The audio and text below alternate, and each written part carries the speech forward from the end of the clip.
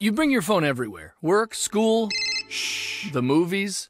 Now you can bring it to an Xfinity store for an easy way to switch to Xfinity Mobile, a new kind of network designed to save you money. You can get up to 5 lines of talk and text included with Xfinity Internet at no extra cost, so all you pay for is data. It's never been easier to switch to Xfinity Mobile and keep the phone you love. Click here to see how. Sorry, I gotta take this. Restrictions apply. Limited to select mobile phones. Requires activation of a new line of Xfinity Mobile. Up to 5 devices per account. New Xfinity Internet customers limited to up to 2 lines pending activation of Internet service. Hi, I'm stunning Stella Cheeks. And I'm the Enigma Erin Klein. And this is Not Your Demographic, a feminist wrestling podcast. Shockingly, those exist.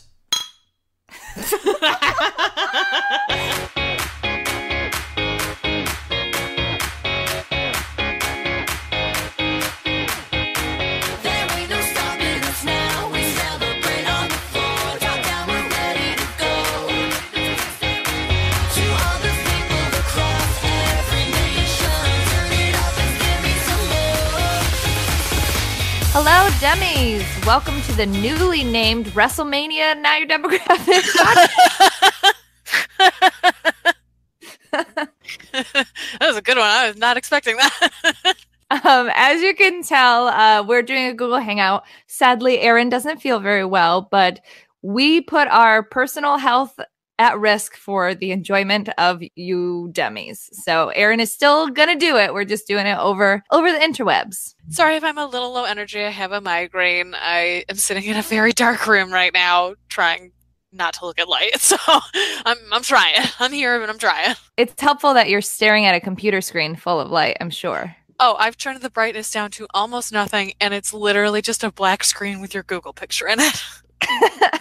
Which is actually pretty helpful. I mean, rather than like a pulsing white light right now, for sure. That's what I was in my office when I started to get the migraine. And are you one of those people who gets migraines, or do you not get migraines, Stella? I get migraines. Okay. So do you get the aura beforehand where like the lights start to come in? A little bit, yeah. I get that really heavy, like an hour and a half before I get a migraine, so I can usually catch them. But I was like sitting at my desk looking at my very bright computer screen, and I was like, man, I'm having a real hard time reading all these words on this. Oh, God. And I had this like revelation, like, oh my God, I'm stuck in this office for an hour and I can't do anything about this migraine. So I just like took a bunch of aspirin and was like, please go away. Please go away. Yeah, I might also be a little low energy too. I had such a masochistic day. I woke up early. Oh. I got my vagina waxed. I got my eyebrows threaded, and then I got tattooed for 6 hours. So you love pain is what you're saying. Beauty is pain. That's the truth. Beauty is pain. It was my first time getting my eyebrows threaded too, and everyone's like, oh, it hurts. And I'm like, yeah, but everything hurts. I mean, I'm getting my butthole waxed. Like, it all hurts. But the threading hurt in a way that I wasn't expecting. It just was shocking. So like my eyes really started watering. Not that I was like crying, but like my eyes were just like, oh, what's happening? I mean, yeah, you're getting the space on your face above your eyes poked at. My eyebrows look great. I've been growing them out for like a month, so now I look so beautiful. And my tattoo is not finished, but all the fruit is done. Next time we're gonna finish the bat. All right. Oh boy, my arm hurts because color sucks. Yeah, how many different colors do you have too? I know it's not just one. It's a bunch of different greens for the leaves and white and a couple purples for like the plums, and then some like orangey brown reds for the dates. It's a lot going on. Yeah, I can see how that would really fucking hurt. Yeah. And it's a cover up too. So the cover up part, they go over again and again and again and again because they're literally covering up a tattoo. So my arm is pissed. Well, I'm glad that we can both do this from the comfort of our own homes, at least. Well, it's always in the comfort of my home. So. Well, we can both be in the comfort of our own respective homes. Do you happen to be wearing a wrestling something or other? I do. I am wearing my Carmella hat because that bitch is going to lose at WrestleMania, and I've just accepted it. Well, she said you can't believe everything you hear on the internet. Yeah, well, I don't have high hopes. Once I realized that if she cashes in at Mania on the Charlotte-Asuka match, that Asuka can win without Charlotte losing, like, it seems kind of inevitable at this point that like she has to cash in. She can't just let her thing expire because that's insane, and it would be such a stupid ending for, I mean, they already fucked up her winning the Money in the Bank briefcase in the first place. To then let it expire is just like the dumbest thing they could possibly do. But like, it's not that weird to have somebody lose a contract now, even though we said before, like, she really shouldn't lose it. She shouldn't be the first person and lose it. But it kind of feels inevitable now. Well, I don't know. Do you think they'll take away her new catchphrase, Mela is money, since they got rid of the moolah stuff? Ooh. I don't know. I feel like they might almost want her to keep it just so they can be like, it's about Carmella. It was never about moolah. It fits her character, so. Yeah, it totally fits her character, and like, give it to her. Just give it to her. Also, maybe you should strip Moolah of her title reign. Maybe that's a great way to get past having to outdo her streak. Just take it away. That's a good way to do it. Oh, yeah. Fuck that bitch. It's like they can't. It's like they don't realize that they control their own narrative unless they're using it to whitewash away women pimping out other women. I don't know. It's weird, right? So weird.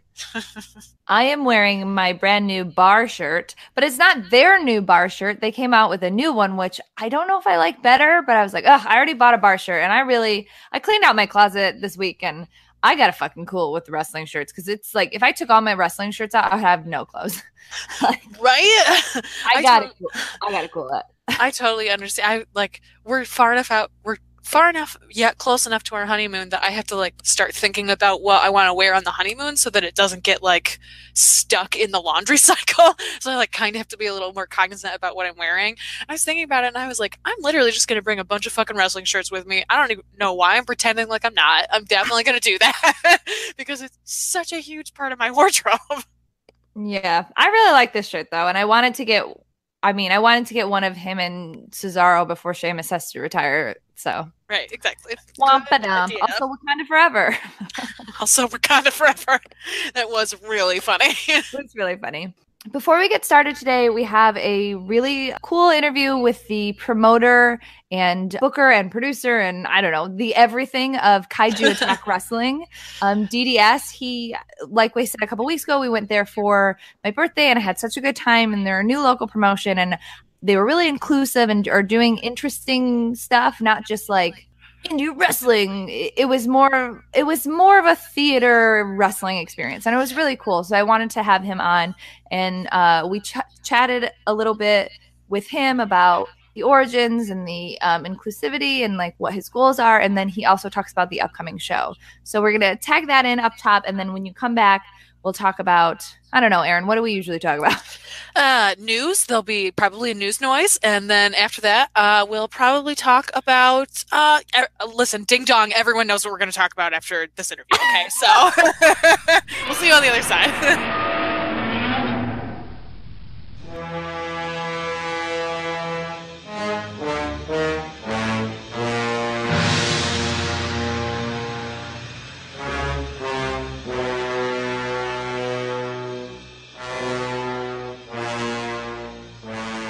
Please welcome to the podcast, DDS. Hi, welcome. Hey, hello. Good to be here. So I found Kaiju just kind of through Twitter and having people kind of post it at local show, and it was so close and convenient that I thought, hey, why the hell not? And I had a really good time. Can you kind of just talk about the origin of Kaiju and kind of how it came about?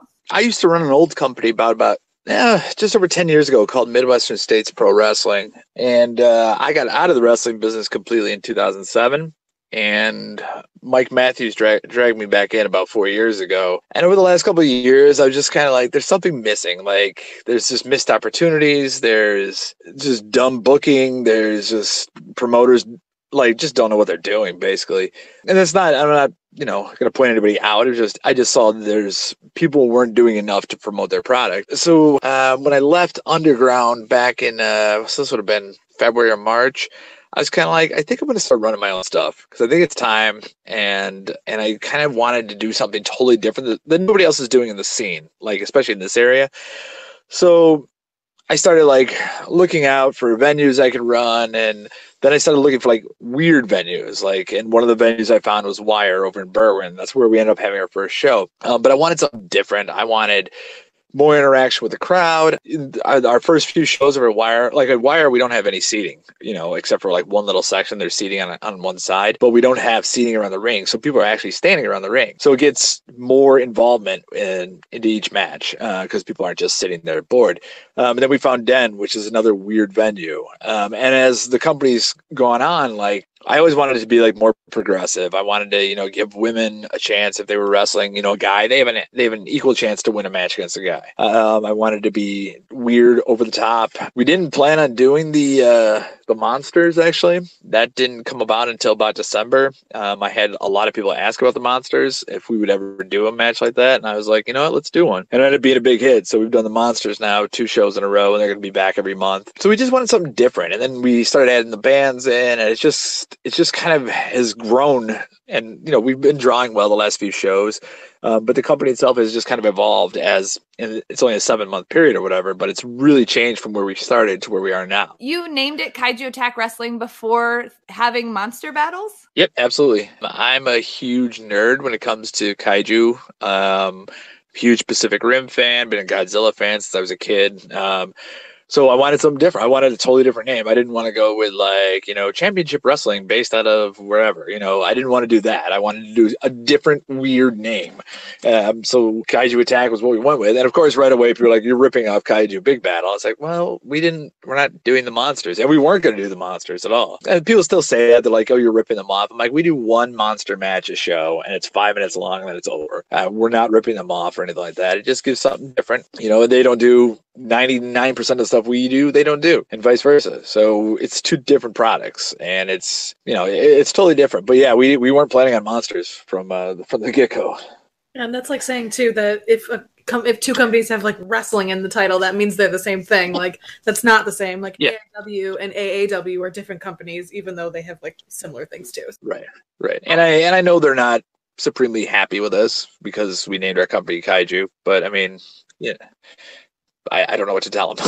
So. Well, I like that your company, I've been to a lot of wrestling shows, both at like WWE and like local or smaller promotions, but just from the beginning of walking in, the vibe of Kaiju Attack was so different. Like from the punk bands opening and in the center, which I brought a bunch of new people because it was my birthday, and I have a friend who's really into punk bands, and she had a blast with that, and it kept people entertained, and there was like a good mix of serious matches that were building storylines and silly matches with like lightsabers and kaiju monsters. And it really felt like a show with something for everybody. Right. I don't really consider us a wrestling company per se, if that makes sense. Like people are like, oh, there's a wrestling show. I'm like, well, it's, that is what we are, but it's not what we are. In any weekend, there's 10 groups that run in Chicago minimum. And, you can basically sum up each show. You go to the show, you sit in a chair, you watch the matches, you go home, and that's what every show is. So I think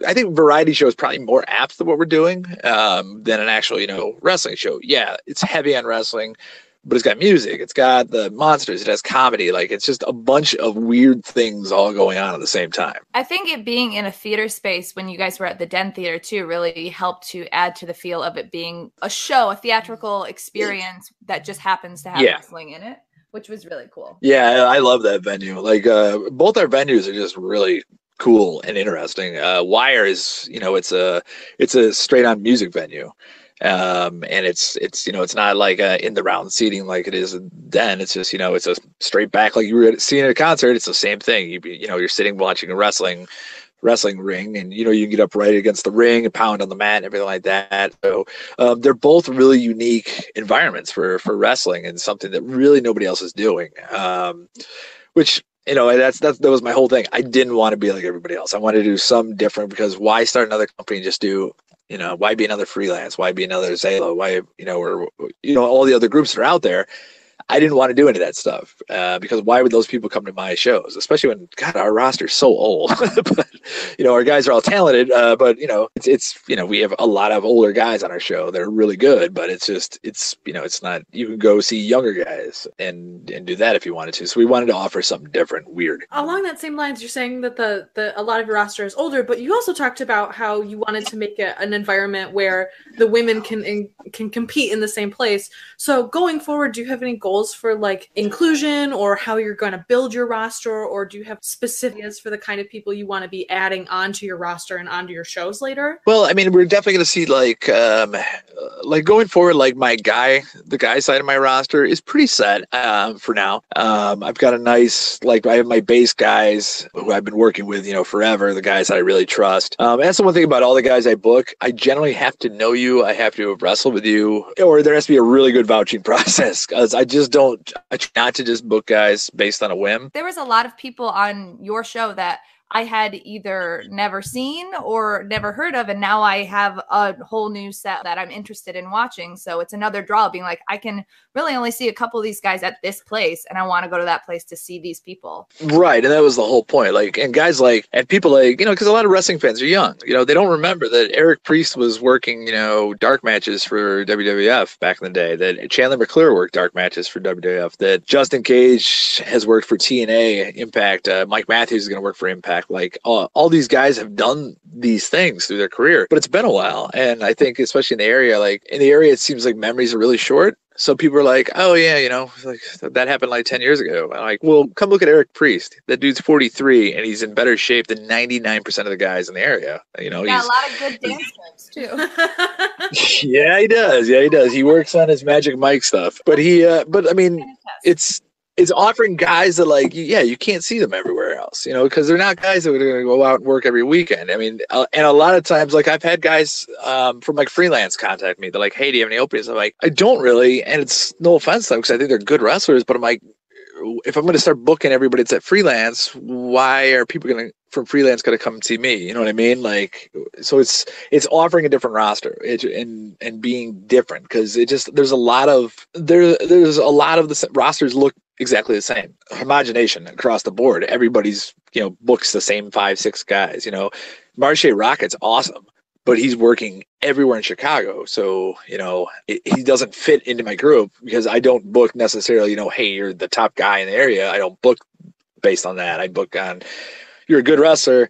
Nobody else can see you here. Come on in, So it's just, yeah, but going forward, like you were saying, like, we're going to add Holodead. She's coming in May at our big show, and she's going to work with Lainey and Shotzi, which should be a really good women's match, really good match, not just women's match.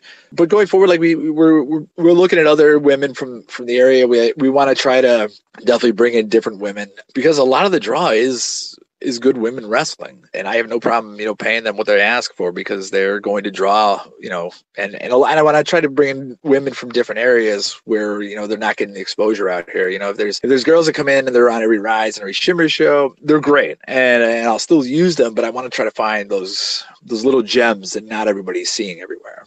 Absolutely. That's a good goal. One thing that I really appreciated is the atmosphere of your show. We're talking about inclusivity and things like that, but your MC skits did a great job at not only being an MC, but kind of, not that there was a rowdy crowd, but like kind of like crowd controlling when some people would get, a little offensive. How did you bring him in? And that's all on it. That's all Adam's call. You had to do that or anything like that. But I made it pretty clear from the beginning that this is a progressive organization. Like, we're progressive, we're liberal. It doesn't mean all our wrestlers are, but what the tone we're going for is inclusivity. We don't want, I don't want to hear people calling women, the C word or anything like that, or, I don't want to hear, calling people gay or anything like that. Like, I just don't want that. That's not what we're here to do. So, and it's really weird, like, because if you look at like our roster and our shows versus the other group that runs in Berwyn on a regular basis, like, they're completely different, and it's fine. They draw conservative fans. We draw more liberal fans, and it's to each their own. It's what you like, but this is what I wanted to go for, is everybody has, an equal shot of winning a match. Doesn't mean if you're a man or a woman, and we just don't want to be assholes to each other. Yeah, heels are going to be assholes, but we don't want to be total assholes, if that makes sense. It does make sense. And it's a rarity, I feel like, in heel work. And I thought that your roster did a good job with that. And I've always been a guy, like, because I've accidentally made kids cry before as a heel. And, and some guys will be like, well, good, you did your job. And I'm like, yeah, maybe 30 years ago that was the mindset, but I want that kid to come back. So I'm going to go apologize to that kid, you know, say, hey, I'm really a nice guy. Give him a 8x10, whatever, get him to come back. I've been there where you scare a kid and they don't ever come back and they never want to come back. So, you know, and we're not dealing with kids now, but it's along those lines. We're like, everybody knows what we're doing. You know, it's not 30 years ago where people thought it was real. Everybody knows we're actors, we're performers.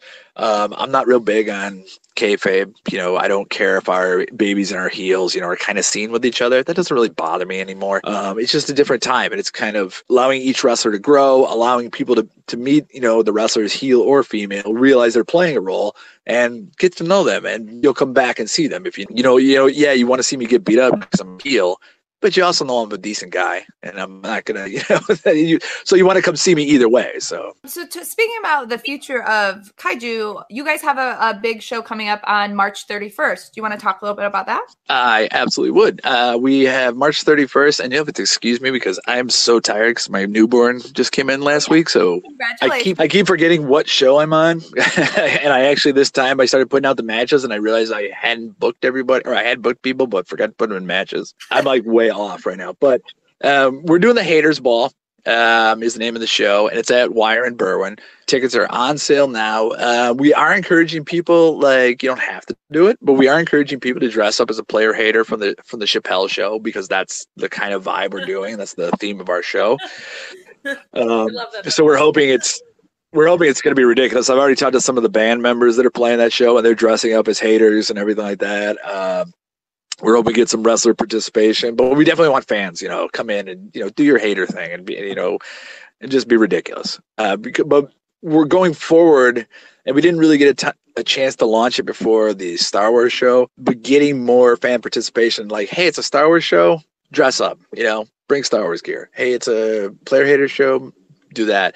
Our show in April is going to be Harry Potter themed, so bring your Harry Potter stuff.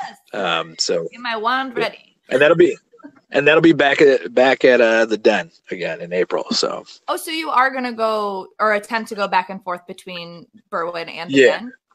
Yeah. That's the goal. It's a little harder to get the Den farther out, just because they're looking for groups to come in and be there, like, you know, for a couple weeks, 5-6 days in a row or longer or something like that.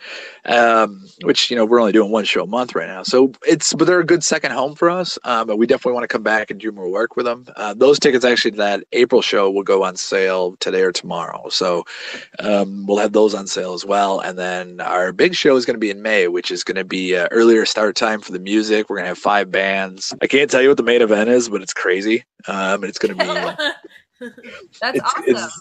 It's going to be, well, it's a co-main event, because I've already announced the women's match, which is going to be the co-main event. But then the other match that we have is just insane. So that'll be announced in the next month or so. But we got like a lot of good stuff coming up and a lot of fun stuff. Excellent. Well, we'll definitely link to all of that stuff and keep our listeners posted, because I know we have a lot of Chicago area listeners, and I have to drag Erin to one because she was stupidly sick. I know. I had a fever. It was a terrible misjustice. But, I mean, she missed the death of Hidoyo Donoboroto. Like, I mean, he got decapitated in the ring, so he's dead now. I mean, you missed that. Yeah, he had a hard time getting in the ring, and then he lost his head. It was a whole thing. Yeah, that's his thing. He was poorly crafted by Japanese preschoolers. So, I mean, I don't know what you expect. I don't know. It's better than I could do. Yeah, fair. Yeah. Well, thanks for coming on. We'll definitely link to the shows. Do you want to throw out where people can find you guys on social media? Yeah, we're at Kaiju Wrestling on Twitter, and Kaiju Attack Wrestling on Facebook, and Instagram is Kaiju Attack Wrestling as well. So I think the only one that's different is our Instagram, because our Twitter, we couldn't fit enough characters in there. So visit us. We are going to have new shirts for sale soon. We're going to have DVDs going up for sale in the next 2 weeks or so, and tons of new merch at each show. So, but yeah, come visit us. I just ask people to come give it a try, because it's not like any other show you go to. Yeah, it's definitely worth it. Well, thank you so much for being on. I know you have a newborn to get back to. We really appreciate you making time. Yes, I do. Thank you. Thanks for having me. Absolutely. See you at the next show. Yes, ma'am. Have a good one.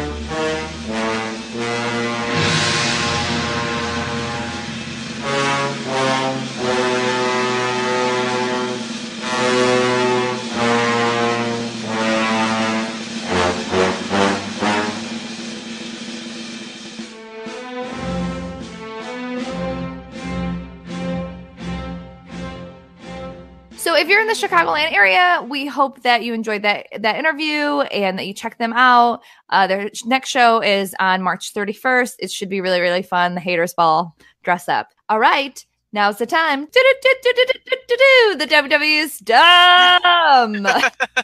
WWE thought that they could just disable the comments on a bunch of videos. Boy, were they rock. Boy, oh boy, were they rock. Can't disable the comments on fucking Twitter. Or Deadspin. Oh, man. Yeah, it was funny because, like, you know, I'm done with this quarter of grad school. Woo, woo. But so one of my classes... Congratulations. Oh, thank you. So one of my classes was sports blogging. So I had to, my final was like, you had to write 7 separate days of stuff. So they were essentially timestamps. So the thing, you know, unfortunately for me, like a lot of the stuff happens on a Monday and Tuesday night. So I was like, okay, I'm going to stay up and write. And so I started writing an article about like what a hug means in Bailey's world and like blah, blah, blah. Like, oh, she's not hugging Sasha or what can we infer from a hug? And I was like starting to write that. And then the Moolah thing came on. And I was like, delete. I guess I'm writing about Moolah now. Right? WWE was like, here, Stella, here's your final assignment. And you were like, okay. All right. Yeah. I mean, absolutely absurd. And then like, you know, I knew that like I was positive that Deadspin would write about it because David Bixenspan is a very open and opinionated writer when it comes to WWE. I really like his stuff that's not judgment. But when like Forbes picked it up and Newsweek picked it up and you know Snickers released their statement, I was like, oh, this is for realsies. Fuck you guys. You guys made a dumb choice. Super dumb choice. And also like did they really think that no one was going to have a problem with this? Like, well, they got away with it with Ultimate Warrior. So I honestly think that they just thought that they could rewrite the narrative. Because, like, even though, you know, people like us complain about Warrior and there have been articles here and there, like, it hasn't received as much attention that they feel like they have to change it. And obviously, Warrior was an insane dick, but, like, you know, like, pimp women out. Like, it's very different. Yeah. But I just think that they thought that they could get away with it because, like I said, when we were talking about the journalism debate, WWE doesn't care necessarily what the wrestling websites say or think. They care when it gets picked up by the big, like, Newsweek or, you know, ESPN or shit like that. When it gets picked up by bigger affiliates or like non-wrestling affiliates, that's kind of when they start to pay attention. And that's what happened. And I think, you know, that plus their sponsor being like, hi, we don't want to be tied. We're a delicious candy bar. We don't want to be tied.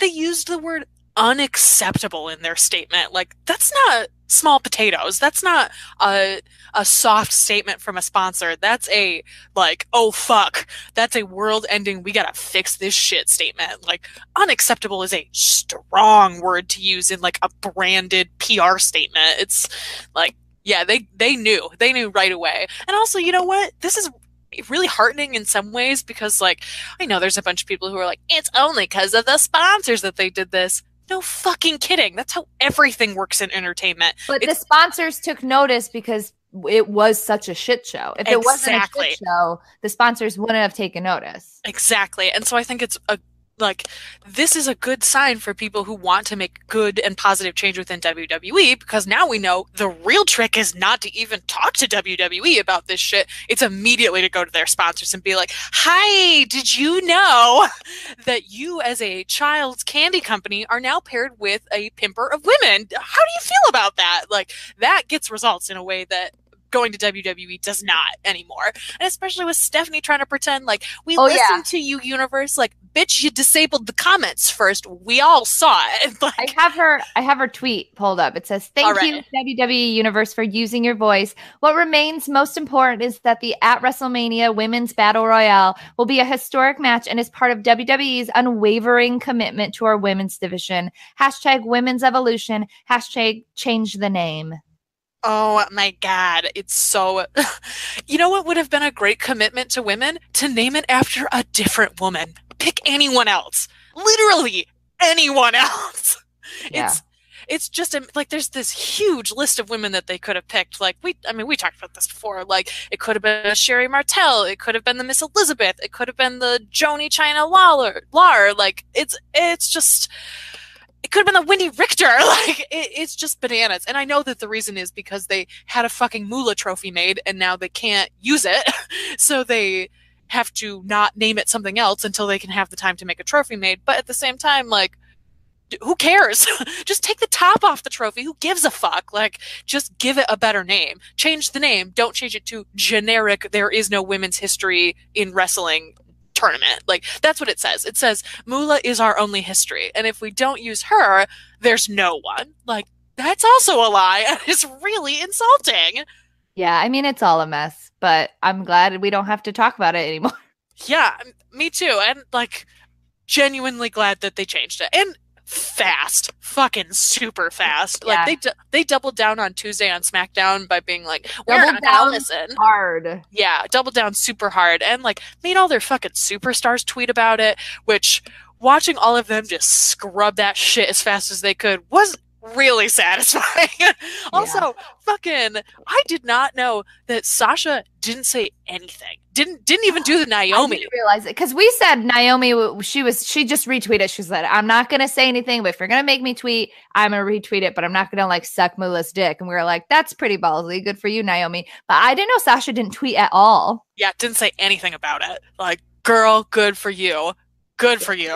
Yeah, I mean, what are they going to do? Get rid of Sasha? LOL. Yeah, LOL. And also, I noticed too that apparently Liv Morgan also did something along that lines where she like was like, I don't know about all this. And then the second they changed it to the WrestleMania Women's Battle Royale, that's all she tweeted was WrestleMania Women's Battle Royale. And I was like, damn, Liv Morgan, you got me over. That's legit. I like that a lot.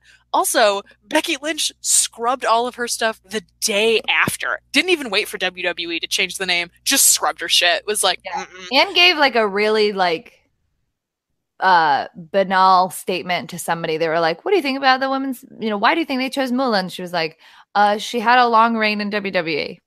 Yeah. I'm not going to say anything positive or negative. I'm just going to give you a fact.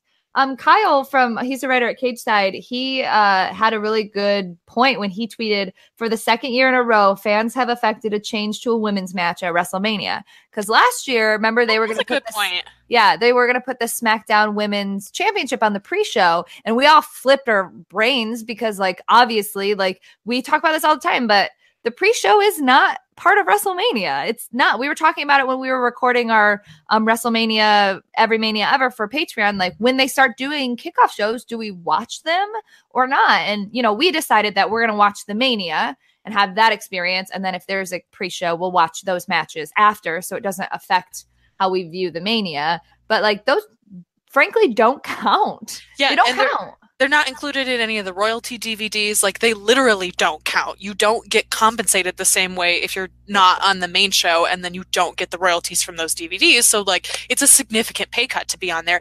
And also, fucking Naomi was competing for the championship and was gonna win, and they wanted her to make a daytime outdoor entrance. Like, for real? That's like having, like the Undertaker's entrance. Remember that one year when it was, like, really light out? Like, it didn't work. Yeah, some entrances need it to be dark. Exactly, yeah. And it's like, you guys know this, and you know that we know this, and that we're not idiots, and so it's like, but that's a really good point. I didn't even think about that was just last year that happened as well. Like, I'm really glad, because in the last 2 years, at the last Manias, we got the women's belt, which we never existed before, and then the next year, we as a universe got the SmackDown Women's Championship match moved onto the main card, and now this year we affected the Moolah, no longer Moolah Battle Royale. Like, that is really heartening, actually. That's like, that is a lot of change that has happened just in the time that we've been doing in this podcast, which is kind of incredible. Well, Ding Dong the Witch is dead. Theoretically, we don't have to talk about her again. But I'm really proud of us. The dumb internet wrestling community banded together and we did something good for once. You know what? I agree. And it's nice, too, that, like, it seems like it really was the majority of people, too. And it's not just us inside of our own wrestling bubble that we've built. It seemed pretty universal that people were like, this is unacceptable. You can't do this and pretend like it's something that's okay. Oh, I also had a thought too. I bet one of the reasons that they thought that they can get away with it, because you said before about the Warrior Award where it kind of just got like squishy washed in. Part of the thing with that is that he got inducted into the Hall of Fame right before he died, and he was clean and kind of sane at the time, and so they did the same thing that they're doing with Jeff Jarrett this year, where it's like, this is a success story we can tell before he either relapses or dies, and then he dies immediately, and then his beautiful wife is now the person who represents this thing. Beautiful wife who is blonde and dumb as a box of rocks. Dumb as so fucking, like, dumb as a shoestring. So dumb. But she, like, now gets to be the face for this and can be this sweet, low-spoken woman. And so she's, and her name is Dana Warrior. And so it's kind of the Dana Warrior Award. It's not really the Ultimate Warrior Award. It's not the award he said he wanted in his fucking acceptance speech anyway. And so it sort of is the Dana Warrior Award, which I think is why it squicks past in a way that this couldn't. They tried to just like drop this in our laps like, hey, I brought you a treat, and instead it's like, I think the fuck not. No.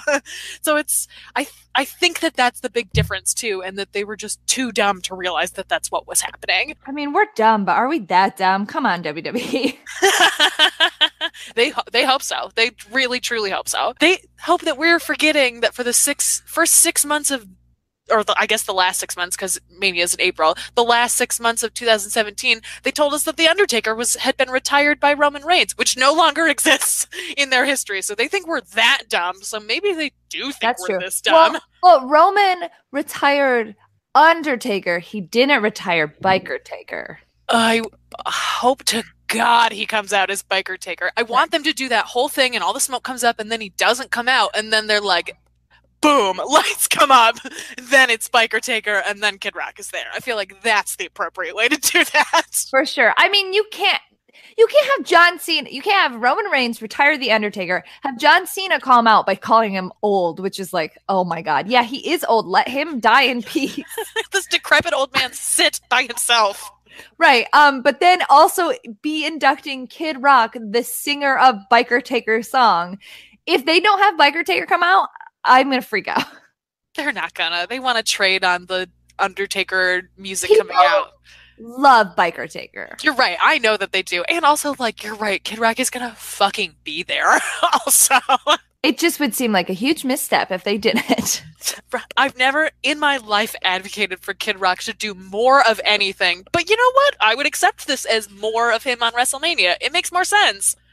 You know, it's really funny. So I was watching that Kid Rock segment on Raw while Nick was in the other room talking on the phone. And while that segment was on, I had this thought. I was like, man, I'm really glad Nick's not in this room because Nick is always like, you know, Kid Rock's not that bad. His music's okay. And he has some and he goes on to these weird tangents. And I'm like, oh, I don't want to hear it, Nick. I hear it all the time. No. Oh, no. Kid Rock apology tour. That's so weird. I cannot remember who tweeted this, so I apologize for not giving credit to this person, but I saw someone say on Twitter that the only requirement for being inducted into the Hall of Fame this year for WWE is that it had to be somebody who could unequivocally, no matter how much anyone tweeted at them about it, not be embarrassed about the fact that they're now sharing this honor with Donald Trump. Yeah, that's true. And they picked the fucking right person. Like, really did. Because I think that's a really good point. It's a great observation because this is the first time they've had an induction since he's like it happened last year, but that last year was a whole different animal. Yeah. It was still very soon after the election. It kind of didn't really feel real yet. And now we're like a full ass year into this disaster of a presidency. This year they had to pick someone who wouldn't be like, no, I refuse to be in the Hall of Fame with this fucking idiot. So it's, in that sense, I think they did a great job of choosing Kid Rock. I absolutely agree. Okay, I really just kind of want to focus on Raw and SmackDown this week just to kind of keep it short because you're not feeling good. Short, LOL, not your demographic. LOL. But the one thing, instead of doing a TNA 3-minute, the one thing I want to talk about is the Impact Knockouts Championship. There was a matchup between Chelsea Green, aka Laurel Van Ness, and Allie, and it was an excellent match. It was so good. The storyline was good. Allie's like underdog come up was good. Like Chelsea Green has become such a good wrestler. Allie's character has really flourished. And, you know, we all know that Laura Van Ness, Chelsea Green left Impact. So she was the champion. She was going to drop it sooner or later. She did drop it here and Allie picked it up. Allie's the new champion. And it was just, as somebody who watches, it was just so satisfying because Allie and Laurel have been enemies from the moment that, you know, Allie came on with Maria, and then a couple months later, Maria brought in Laurel to the Lady Squad. And from the moment Laurel came on, Allie and her have been like enemies, like nemesis. And so this is like a culmination of 2 years of storyline and like character build. And it was just like a really awesome moment. And the match was good. The story was good. The women were incredible. And it was just... it was a rare moment where like everything in pro wrestling just falls together. And it was awesome. Oh, that's so exciting. Okay, I will definitely watch that tonight then. Yes, excellent. You should. I would highly recommend checking it out. It was, I watched it like 2 or 3 times. Like it's not the best match that I've ever seen ever, but like I said, it was just the culmination of this 2 years of storyline and it was just awesome. I really enjoyed it. This week is Feast or Fired, so I assume that means that EC3 is going to get the Fired briefcase. Oh, yeah, for sure. That's a clever way to get rid of him, obviously. Right? Do you know off the top of your head, you may not know this, do you know off the top of your head where in the episode the women's match starts? Yeah, it's like around 40 minutes in. Okay, cool. Awesome. Thank you. You're welcome. It's after the X Division match, so Matt Sydal is now the grand champion and the X Division holder, which means that they're probably going to mush those belts together. Well, I think Aries picks him up later. I don't know. TNA spoilers. Who fucking knows? Matt Sydal has both the belts, and then Aries has his belt. There was a match between him and Johnny Impact. It was a good match. They had never wrestled before. Alberto El Patron came out and like clapped and laughed at the end, which is like, who cares? Fuck that guy. Yeah, Can't wait that till guy. he's gone. Fuck that guy. Oh, also, I think how they're going to get Lashley out, because, you know, there's so many people left. It's like, how are they getting them out? I think that Brian Cage is going to eat him. Like, literally eat him? No, I think he's going to beat him up.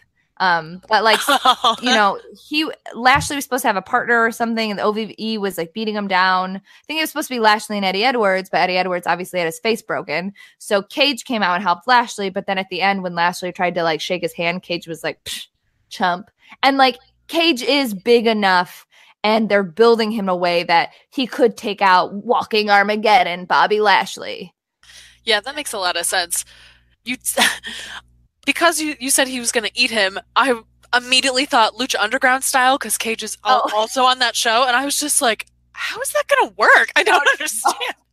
I like really had to question it for a second, but yeah, that totally makes sense. Regular wrestling eat, not Lucha Underground eat. Yeah, like really had to think about it for a second. Yeah. So with NXT was good this week, but I think the 2 things that are worth talking about is that Ember and Shayna are going to face each other again. They had a good face-off. Man, I am just over OVER on Shayna. I really am. I think everything they're doing with her and everything that she solo is doing is fucking great. I completely agree. I have like totally gotten over in her. I think that they understood how to book her in NXT and have executed it super well. And I like really stepped up. Yes, I completely agree. I like that her promos have gotten a lot better. Like she's still hesitant about some things, but she like believes in herself in a way that she did not like when we saw her at Shimmer a year ago. Like she just is more connected in that character. I have a small complaint about Ember, and it's always bothered me, and it's really starting to bother me a lot. So on the Indies, she was Athena, right? Yes. We get it. Athena, Greek goddess. We get it.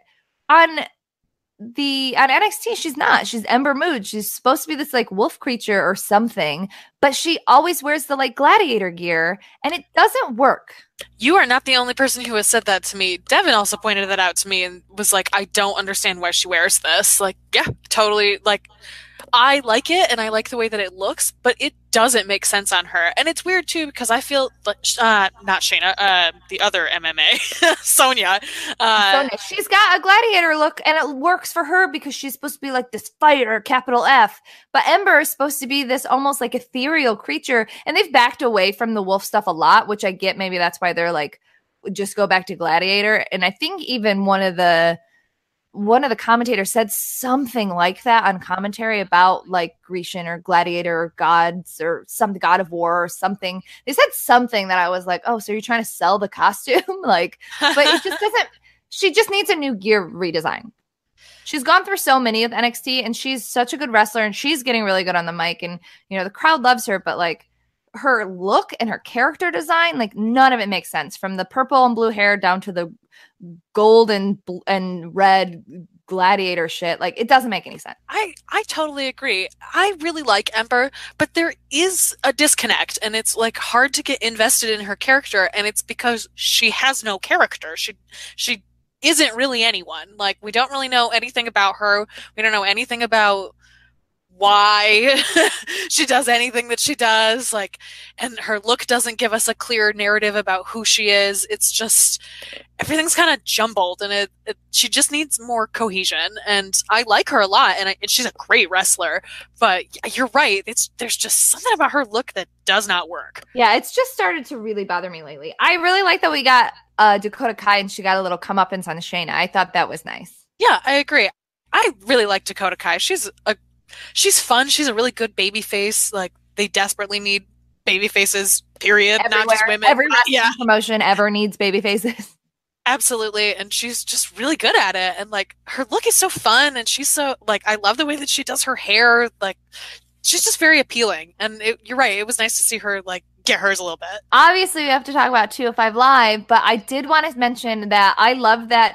I like that Akira and Kalisto acted as like the bouncers to their tag teams. They were like holding back Lince Dorado and holding back Hideo. Like, I really like that. I don't know why. It's because they felt like an actual tag team. Both of them did immediately. That's true. And I think that they're clearly centering the start of this cruiserweight tag division around these guys, and I think it's a really smart move, especially because they have no goddamn idea what to do with either Hideo or Akira, and so why not do what you do with the other dudes who weigh more than 205 pounds, stick them in a fucking tag team. Like, perfect. That's exactly what they should be doing, and it felt so smooth, and it just like works inside of this story frame. Like, I'm still pissed that the women aren't getting tag belts before the cruiserweights, but at least they're doing a good job of like really trying to fit guys together in preparation for an actual tag division. I love Akira Tozawa so much that I think I just love everything that he does. But I also like that Hideo, because it works with his character, that he has this vicious streak, and Akira's like the nice bubbly one that will fire you and smile in your face. That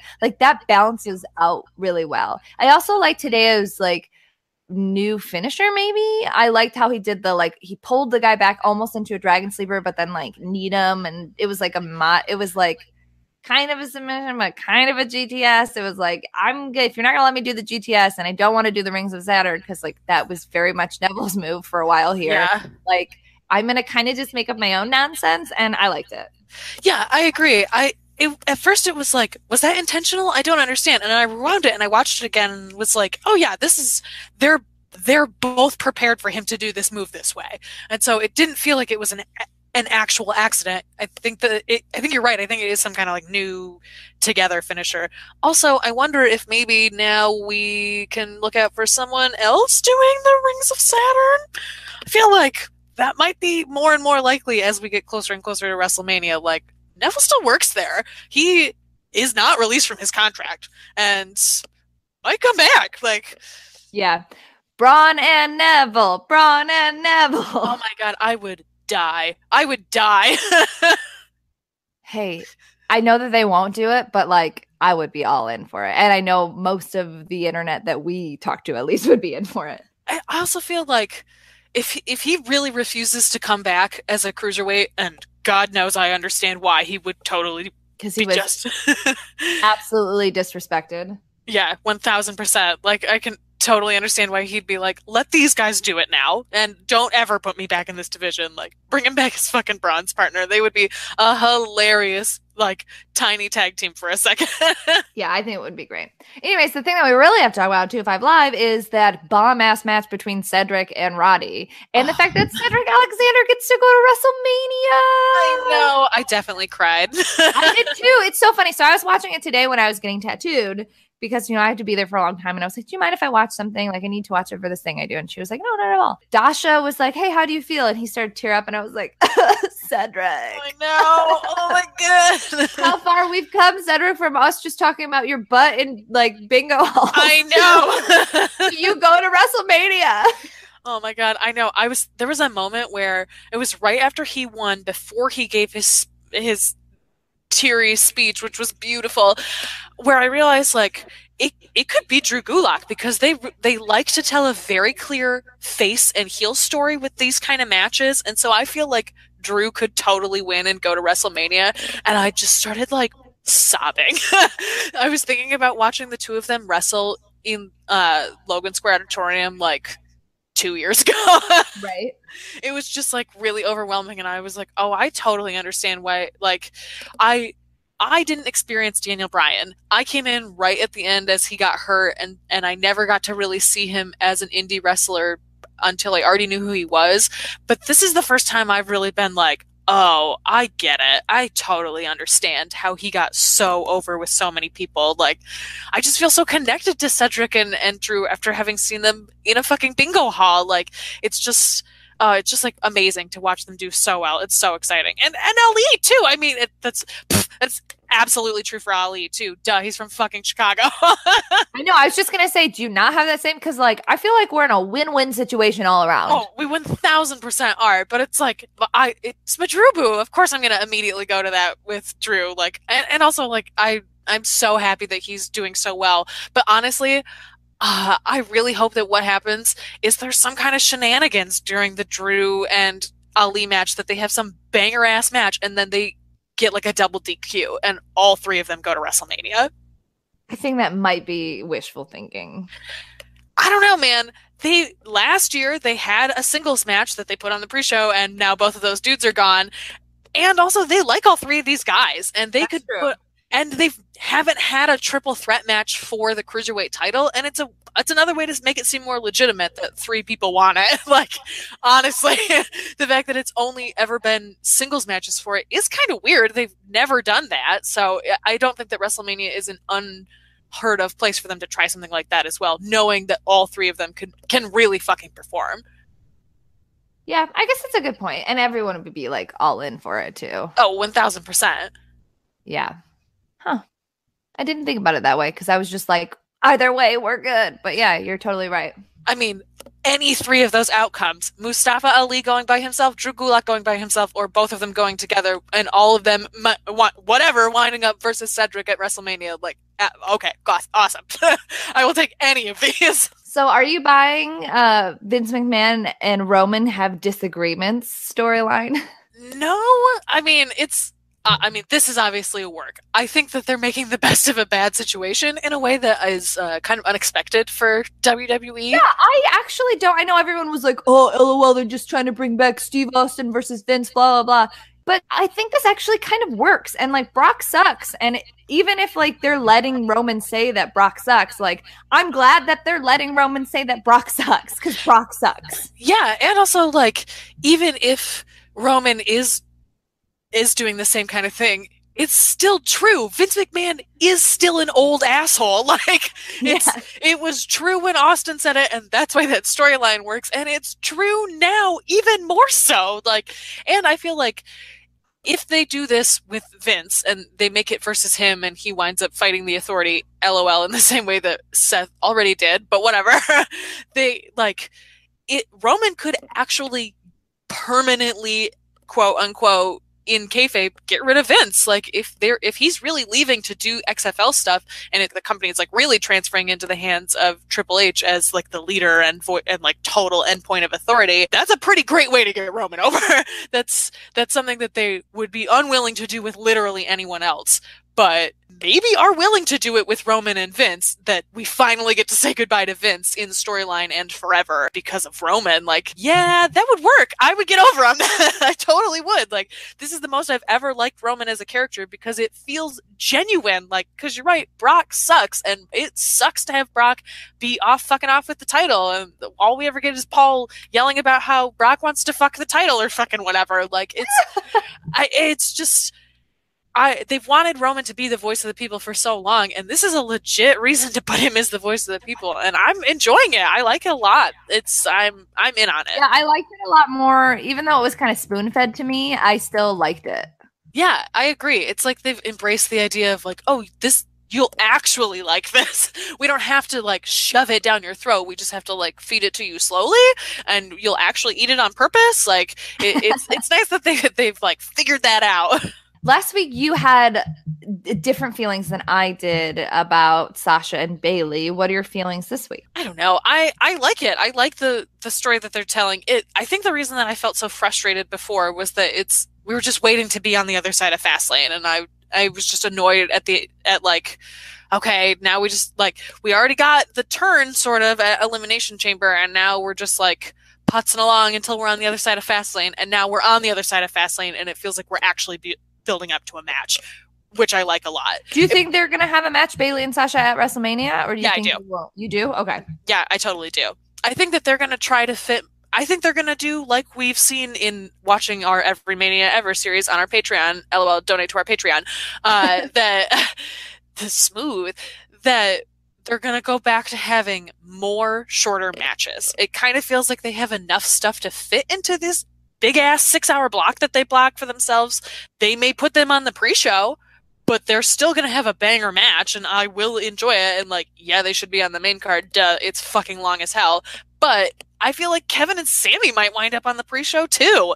So if they're going to put grudge matches on the pre-show, there totally feels like a place for a Sasha Bailey match. Yeah, it's weird.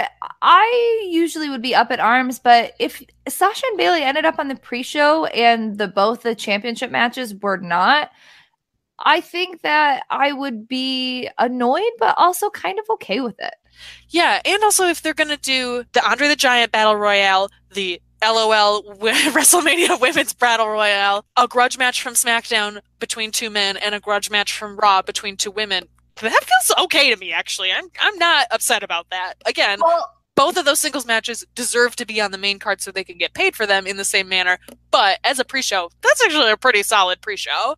But do they even have time to build to what Sasha and Bailey have? Like, I feel like you could put them in the Battle Royal and have, continue their build of fucking each other over in, the Rumble and the Elimination Chamber, and then this Battle Royal again. And then I feel like this is a feud that they could pocket until SummerSlam, to be honest, and slowly continue to build it. Absolutely. I think they totally could do that. I think that they should do it now before they fuck it up, though. I'm worried that with a lot more time, it'll just fizzle out and turn into fucking nothing again. Like, we're in a hot streak in this feud that they could have this match at WrestleMania and have that feud continue on until it culminates at SummerSlam. Sort of in the same way that they did while they were at NXT, where it wasn't like they didn't just have one match. Right. They had several matches that built in intensity, and I feel like to just do the first them wrestling no kind of gimmicks attached to it match, WrestleMania is a pretty good place for that. SummerSlam could be a better place for them to have a 2 out of 3 falls match or a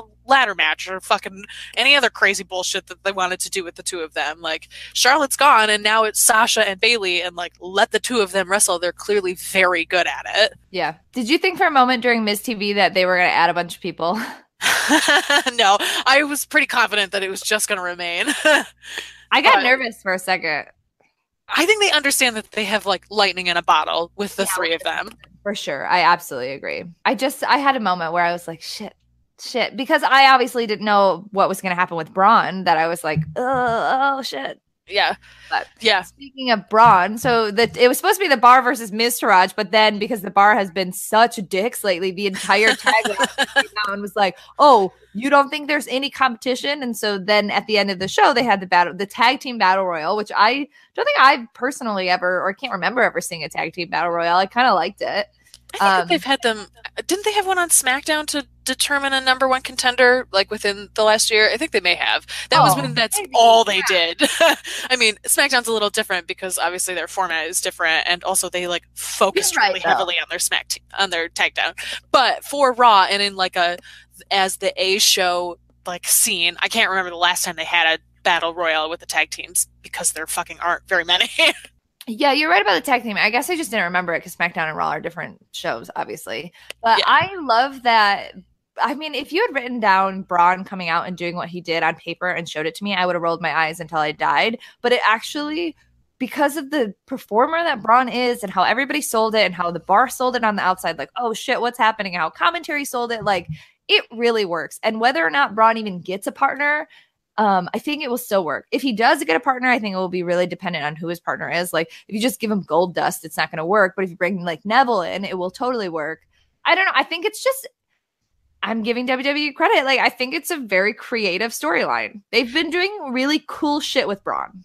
Yeah, I totally agree. And it also felt like it was really weird that Braun wasn't on the WrestleMania card, and this brings like an element of surprise to it that I was not anticipating. I agree. I give them credit where credit is due, that this is an interesting creative choice, and I'm glad that they're trying shit with him that they like. Who the fuck else would they ever do this with? No one. So it's I like that we're getting to see stuff that feels fresh and new, because it actually is fresh and new. So we obviously haven't talked about Fastlane yet, but Asuka came out to talk about her choice, and Alexa and Mickie came out. Mickie, not looking as hot as she did last week, was still looking I know. good. R.I.P. her bodysuit. It was too good for this world, I guess. Yeah, R.I.P. like hot biker mom. But Alexa gets all yuppity because, you know, she can get into Asuka's face now because Asuka's not going to fight her, which weirdly led to a match between Asuka and Mickie, but whatever. I don't understand how pro wrestling works. I watch it every week and I still don't understand. Yeah. I really actually enjoyed this match between Asuka and Mickie, though. I just really, it's weird. Like, the more I see Mickie, I've always liked her, but the more I see her, the more I'm just like, you know what? Fuck yeah, Mickie James. I agree. I mean, I didn't have any kind of nostalgic connection to Mickie, which is fucking weird to say nostalgic connection about somebody who is not that old. But you know what? It's funny. I didn't either with WWE, but I did with like TNA, which is weird. Oh, okay. I mean, that makes sense. You've watched TNA for a fucking long time.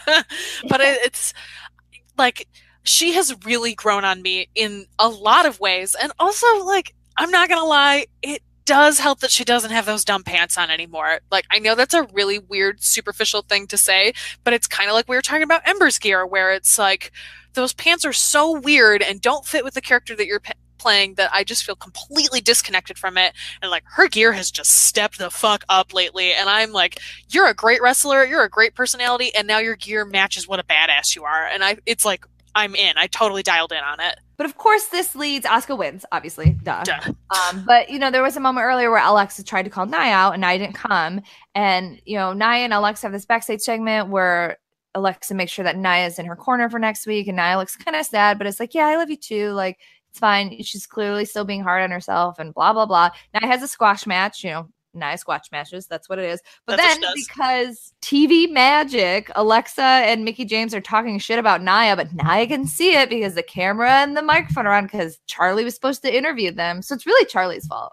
But you know what I liked? I liked that. I mean, Mickie was catty, but Mickie came in and was like, Alexa, that thing that you said to Nia last week was messed up. Yeah. Like, that was mean. And Mickie was said it in like a laughy, jokey way, but like, Mickie didn't actually do anything bad here. I mean, she did. Like, she shouldn't have been laughing and stuff, but like, Mickie could still totally turn face again. I don't know if they were protecting it or if it was just trying to make Alexa seem like the absolute monster that they're trying to make her. But I just like that Mickie was like, hey, you're being an asshole. Yeah, I think it was a little bit of both, actually. I think that it was a little bit protecting Mickie so that she's not quite rock bottom and can be a little more flexible in where she fits in their heel and no faces spectrum, basically. And I think you're also correct that they wanted Alexa to seem like an absolute fucking monster, which worked. It did work. It was vile. Yeah, I mean, I'm happy that we get Nia as a face because I think she'll actually be a good face. And I'm happy that we got to see Nia like destroy shit and Alexa run away like a coward. And I think this will be a good match. But I feel like turning the pretty blonde into just if she's a bad guy, so she's going to be a mean girl, but just like a stereotypical bad girl. And then also just being lazy writing and be like, oh, you're small and blonde, so we're going to make the big girl mad by calling her fat. Like, it's just lazy writing to me. Yeah, it's very lazy writing, for sure. I mean, is it working? Yes. Does Alexa seem like a monster heel? Yes. But it's just not very creative. And also, I feel like there's the added element because WWE has opened kayfabe in so many ways, a lot of people already know that Alexa has suffered from an eating disorder for a long time, which like builds this extra layer of skis onto this. Like, it's not only lazy writing, it's really inconsiderate writing, not just because like you shouldn't be saying these things about Nia and it's inconsiderate of her as a person. It's also really inconsiderate to make Alexa a demon for being a body shamer when she's herself like already really suffers from that. It just is like Stupid. Yeah, it's very stupid. That you're totally right. It's stupid. I don't know. If Nia doesn't come out on top as the Raw Women's Champion, she has to. I know she has to, but again, we're talking about WWE. Did we not just have a conversation about how fucking stupid they are? And how stupid they think we are. There's like a fucked up world where like Charlotte beats Asuka and breaks her streak and Nia loses to Alexa. And it's just like this weird dystopia. Oh my God. I hope that it doesn't happen, but there is definitely like a potential for a weird dystopia. I hope that I don't actually hope this. This is like best case of a like weird bad scenario. I hope that Carmella does cash in during this Charlotte and Asuka match and wins the title and breaks Asuka's streak. It would be the perfect ending to her Money in the Bank run. Like, absolutely perfect. That's why I agree. Like, we talked about it before. I agree, but I don't think that they're gonna. Oh, there's absolutely no way that they're gonna do it, but that would be pretty cool. Would be pretty cool. Final deletion is happening next week, or the ultimate deletion, whatever. The deletion is happening next week and not at WrestleMania. I mean, it looks pretty legit. It looks pretty. I mean, we got Rebby laughing with a baby strapped to her, so I'm like being. 2 babies. There's 2 babies strapped. It's the ultimate deletion, so it's ultimate baby strapping. No, only Wolfgang is strapped to her. Maxwell's too big to be strapped to her. Oh, you're right. That's fair. I know a lot about House Hardy.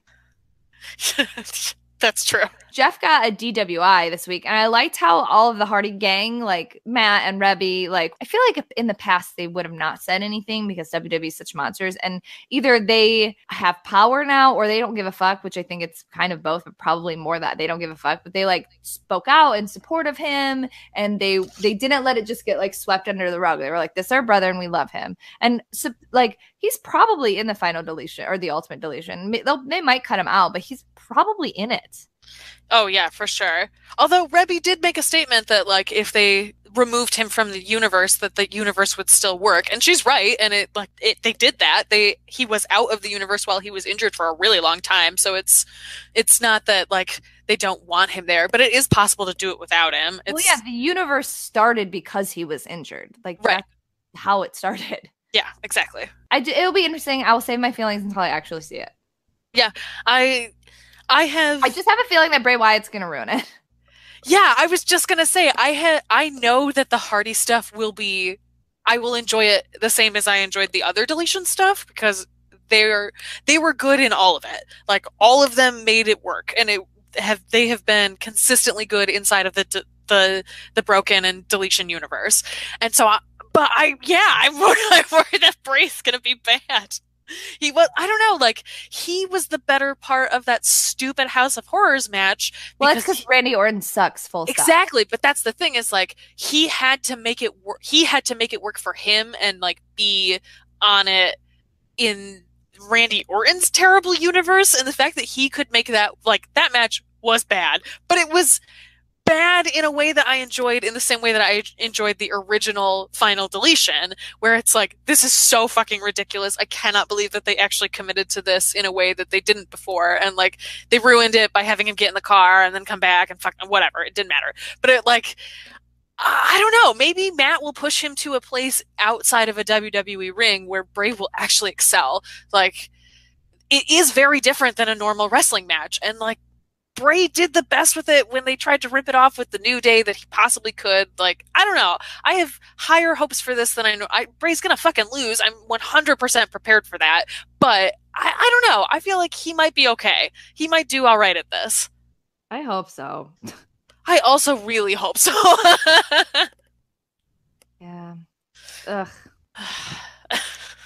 Ugh. Okay, SmackDown. So SmackDown opened with an AJ promo just being like, I beat all these men. I don't deserve it. I earned it, which is true. I mean, that match, the 6-pack challenge on Fastlane was shockingly good. Yeah, there were a lot of parts of it that I enjoyed. It was long and I was like, this inevitable. It felt inevitable, but I thought they did a really good job of like that the drama between Cammy and Shane McMahon like really helped fuel the end of that match. Like I really enjoyed the story that they were telling, and I thought that it really added to this 6-pack challenge. For sure, and having all of this stuff go down with Cammy and Shane, but then Cammy together, and then having AJ get up from being like powerbomb or whatever onto this table and like sneak a win with like the sickest phenomenal forearm was awesome. Because, you know, AJ's a great champ, but there were people in this match that are incredible. And I think the fact that he eked out a win makes him still look like a good champ, but also doesn't discredit everybody that was in that ring.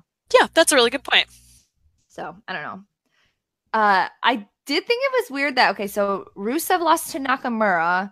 That was a great match, though. It was a great match, but I don't understand why Rusev fought AJ on SmackDown. So AJ's giving a promo. Nakamura comes out. They have their moment. Then Rusev comes out to like interrupt, but then why was it Rusev and AJ? Why do you lose a match and then you get to fight the champion? I know it wasn't for the belt, but it was just weird. Well, I think that Rusev has the same sickness that Bray Wyatt does, where it does not matter how many matches he loses. He comes out and he will do whatever the fuck he wants, and he will pretend like he has won every match he's ever been in. And it works for Rusev in a way that it does not always work for Bray Wyatt. Like, because it's always Rusev Day, so he's always always has something to celebrate. Yeah, exactly. I think that's kind of the thing. Is it's like he's lovable in a way where he's like, I just want to ruin everybody's party, and Shane's like, okay. So I think that's part of it. Is like Shane is wink a face, but is not really, and like we'll just do things to fuck people over. And like Shane has documented I don't like yous with AJ Styles, so I don't know. It didn't feel weird to me that they were fighting. It was just like, okay, you just fit inside of this narrative. That's fine. I mean, it did set up that Nakamura was like, I'm always going to save you because I want you to be the best AJ Styles when I beat you. Yeah, so, like, I really liked that. I thought that was really good. I wonder if that means that later when, like, Nakamura's not going to not do anything until WrestleMania. I wonder if when he's in the same situation, if AJ Styles will also save him.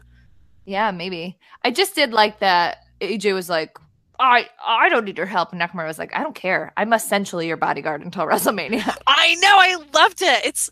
I love Nakamura, it seems excited to be there fucking finally, which is nice. And like really seems excited to be doing this feud. And the fact that they could like rope in Rusev and use him in this way, and that like Nakamura gave a fuck during that match. And it was clear that he gave a fuck when he does not a lot of times now because he doesn't have to. And Rusev gave a fuck in a way that we don't get to see him give a fuck hardly ever anymore. So it was really nice to watch two guys who have had like really fucking boring runs lately just get to have like a banger match. It was just and I'm glad it was first. It was the right choice to open the show with. It was just, I really enjoyed it. I'm really glad that they did it. I'm glad it went well. Rusev may have lost a lot this week, but he had a good showing character-wise because it was Lana and him versus Charlotte and Bobby in the Mixed Match Challenge, and which was really fun. It was really fun, and you know, I obviously have my ups and downs with Lana, but I think Lana has really shown during the Mixed Match Challenge, and I think her being managed almost by Rusev works really well. And when Lana like wrestles on SmackDown, I want him to come out and like be in her corner. I want Lana to be a part of the Rusev Day faction. I want it to be Lana and Aiden and Rusev. Like, I think that makes sense, and I think that they could use it on the women's division and the men's division. I think that she should just be a part of that faction. I agree. I think that's a really good idea. Because I agree that Rusev acting as her manager now after all of this time, like they have all of this history, and so you can tell this really good story of her being his manager and getting him to this level, and then now he is paying her back because they're husband and wife now, of bringing her up to his level as a wrestler, and that they've then brought in Aiden to be the voice of Rusev and Lana Day. Like it's just it's an easy faction to put together, and I feel like WWE could really benefit from putting more factions together right now. It's just a bunch of people like blowing in the wind with no reason to fight each other than the club, basically, on Raw, it feels like, and the New Day. Like, just put some people together. Like, make them tag up. Titus Worldwide is fun and has been fun for a long time. Like, it just makes sense that they should like start creating more little pockets of people. So I agree. I think that's a really good idea. I mean, obviously in a different way than Sanity, but like think about how much Sanity has benefited from Nikki Cross being there and like being active, not just like a pretty face. Not that like her character is pretty face, but you know, Nikki is pretty. I just think that they could, you know, they're towing the line of this mixed match challenge. Like they could toe the line more in a Sanity style way with other people, and I think Lana's the right choice to try it on the main roster. Yeah, I think you're right. Absolutely. And I think the fact that like Lana isn't great, but is doing a great job. I agree. And has really committed character-wise to being like, funny and silly and like it's awesome. She's very good at it. Like she is good at her comedic timing with Rusev is excellent. I'm sure it's because they're married and because you like we've talked about this before, like IRL in our lives, about when you live with someone for a long time, their humor just becomes so finely tuned to what you like and what's going to make you laugh, because that feedback is important in those kind of relationships. And I feel like they're probably like that. Oh, for sure. I mean, even just Rusev on Total Divas, like he's like a big weirdo. Like I'm sure he's just a big like imagine like how weird Nick is, but if we did like a Total Divas style, like he would still translate as a fucking weirdo. Like, oh my god, he would be like the John Cena. That's exactly who he would be. He'd be like, I'm gonna make a joke out of the fact that this camera is here, and I'm gonna be punny about things, and you'd just be like, oh my god, I'm gonna murder you. I know how that would go. Murder the Bludgeon Brothers. I don't know. I was upset at first when they came out and they like ruined this match basically, but at the same time, like I don't know how we didn't see this coming, right? Like I feel like I saw it coming and then I forgot. Like I feel like when we were talking about it, I didn't see it coming Fastlane wise, but you know, they had interrupted New Day and the Usos so many times that like, yeah, I guess I just forgot that they had been doing that. I love Luke Harper, but like the Bludgeon Brothers are forgettable. They are forgettable, and I love Luke too, and I'm glad he's not in that disgusting shirt anymore, and I want to see him do really well. There's just something about Rowan that is really unlikable, and I don't like him, and it's weird because he's not a bad wrestler. He's not a great wrestler, but he's not a bad wrestler. He's not as good as Luke Harper, but he's I don't know. Maybe it's because I remember that fucking creepy storyline that he did with Renee years ago, and I just like can't get past it. But I just don't like him. Don't like him at all. Yeah, and also like I just love the New Day and Usos, so it's hard to be like, yay, Bludgeon Brothers over the New Day and Usos. I mean, give Luke Harper another tag partner. Give him anyone else and let him do a different gimmick. I don't care what it is. Just like separate him. Maybe, and I think maybe it's also just because we knew the Wyatt brothers for so long. Just the Wyatts without Bray Wyatt. It's dumb. Yeah, exactly. And like they're really they really get the fuzzy end of the lollipop on that one. That like there's no way to disassociate them. So, but I feel like they know if they break them up, Rowan will just get released. I'm like, sorry. Sorry. I mean, the New Day and the Usos, but especially Xavier sold the shit out of it. They did a really good job in that segment, and I liked Jimmy and Big E like teaming up on SmackDown. Like I thought that was, and Big E being serious too. Like you know, before Big E was a New Day, he was like the bodyguard and bruiser. It takes 5. Like this is a side. Obviously, I prefer like Peck Meat. Like dancing Big E, like that's the one I love, but like I like to see different sides of Big E, and it was nice to have him be like, I am very strong. Yes, I completely agree. And I liked too that they had that moment where it was like, yeah, it doesn't matter that we're enemies and that we will continue to be enemies after this is over. Like they have hurt our family, and I really I don't remember which Uso is injured and which one is not injured. It was Jimmy. Jimmy is the one that fought with Big E. Okay, so Jimmy, I gotta be honest, I can tell female twins apart. I cannot tell male twins apart. I can only tell Jimmy and Jay apart when they're standing next to each other. When it's them alone, it's really hard for me to tell which one is which. But I'm pretty sure it was Jimmy. So Jimmy called immediately, as soon as he walked up, he called Big E Oos, which I liked a lot. It was like this immediate bond where they were like, our family has been injured by the same people, and so now you and I are brothers in combat until we can avenge them. It was like such clear storytelling. I just really liked it. I thought it was great. So we finally got to the moment where we can talk about Charlotte and Asuka. I guess we should talk about Charlotte and Ruby. Like, I feel like the crowd wasn't in on that match, but Ruby did a good job, and it was a good match. Yeah, I really enjoyed it. I thought that they did a good job of making Ruby look like she was a real contender. It wasn't just like I just like snatched this title shot away. It was like I fucking earned this. Also, she's been there for like less than a year, and she's having title matches on the pay-per-view before WrestleMania. Like, I'm so happy for her. That I'm just so glad. Another like person who is a huge part of my indie journey, and now I get to see her perform on this like massive stage. It's just so exciting. Yeah, I mean, it was a little bit of a clusterfuck with the Riot Squad and then Becky and Naomi and like whatever, but like the actual in-ring stuff with Charlotte and Ruby, I thought was really good. The tag match was also really good with those women. It was weird to see them come back in this circumstance, but like they had already fought and had this. I forgot about the tag match. It was good. It was fun to see the four of them like just get in and like get to wrestle for a while. It was like they do that with men so often that I just enjoy that they did it. It fell apart at the end a little bit because I think there was some miscommunication with Natty or something. So the ending was like a little like, what is happening? But it was fun to just see like a tag match and just have them on it. Like, I think that sometimes I wish that they had belts. So like these tag matches that they do all the time would feel like something. But I mean, the fact that at least we had two women's matches on the pay-per-view was better than nothing. Mm-hmm. Yeah, and Carmella and Natty won, and like Carmella won on SmackDown too, and like Carmella needs to be looking strong if she's going to cash in, even if she loses. She needs to look like a contender. Absolutely, yes, I totally agree. Anyways, whatever, who cares about anything, because Asuka has officially challenged Charlotte.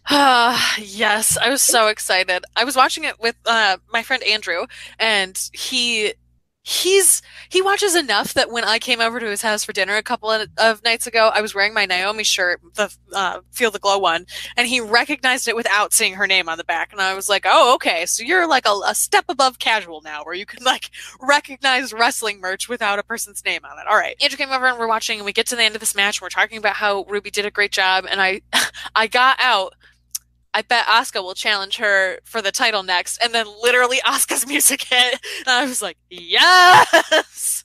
I'm so excited! And it was like fun to watch it with Andrew. And he was like, I thought she was on Raw. I don't understand what's going on. And I was like, oh, you're literally their demographic. This is really exciting to see you react in real time to this. So that was fun too, to like get to watch it with somebody who's like, this is his first build to Mania, really. He's watched SummerSlam with me a couple times, but has never watched a Mania before. So I think this is the first year that he's like really into it and is like enjoying this build. So it's cool to like get to watch that journey as well. I just remember that. So it was fun to watch that, the like joy of a child in wrestling. I know that we anticipated Asuka challenging Charlotte, but it just, I just was like focused on, I was excited to see this Ruby match. And like when Asuka's music hit, I felt like blindsided a little bit, even though I shouldn't have been. And it was just a good moment. And they're face off in the ring and like breathing really heavy. And like Charlotte looks scared, but also excited. And like it's just exciting. And I'm excited to have the build, but I'm wondering if Asuka, after this match with Alexa, is going to go over to SmackDown and build it, or I don't know. That seems a little... It was weird to me that Asuka showed up on Raw the night after. Well, I feel like... It kind of feels like Asuka's just going to be on both shows. Like, it's only 3 weeks. Yeah. So there's a bunch of people that go back and forth between both shows, too. It doesn't seem like weird that they would ask her to do that. So... It feels like she might, because she's wrestling Alexa next week. And yeah, I guess then she would be on SmackDown next week as well to be with Charlotte. And then the week after that, maybe she'll stop being on Raw. I guess. But it like I could see them keeping her on both all the way to Mania, and it wouldn't feel weird. Like she's transitioning off. It's like when people are like Sasha was on NXT and Raw at the same time for like a couple of months, and it was just you sometimes get that crossover transition. So I don't think it would be that weird. Yeah, I guess. I don't know. It was just it took me off guard a little bit. I'm really over all these men's music interrupting Charlotte's segments, though. Like, we had it with Bobby Roode, which kind of made sense because Bobby kind of is, you know, they're partners, and he kind of, like, misdirected Ruby for a second. But, like, there's absolutely no reason whatsoever for Randy's music to interrupt the segment between Charlotte and Asuka. That was fucked up. It was because Randy beat Bobby for the title, and so because Bobby was associated with Charlotte, that's why that happened. That's their logic. It's shitty. Like, I get it now that you explained it to me, but I watched all of the product, and I watch all the product, and I like produce shows. Like, I get what they're foreshadowing and stuff, but like that didn't read to me at all. That just read as Randy being a dick. I mean, yeah, true. I think that was the intention, but yeah, I agree that it's stop doing that. Also, remember when I told you Randy was gonna win, and you were okay, like, I don't think here was my logic at the time for this, which I did not articulate. So I didn't think that being a potential grand champion meant you were definitely gonna win. So I thought with Randy, he might not win this one and then would like win again later, so it didn't feel inevitable that people would win when they're slotted to be a grand champion. So that was my logic with him, which, like, in hindsight, it makes sense that if Randy is actually gonna, please fucking God, retire soon, then they should just get it out. Like, he should just be done, and they can be done with it.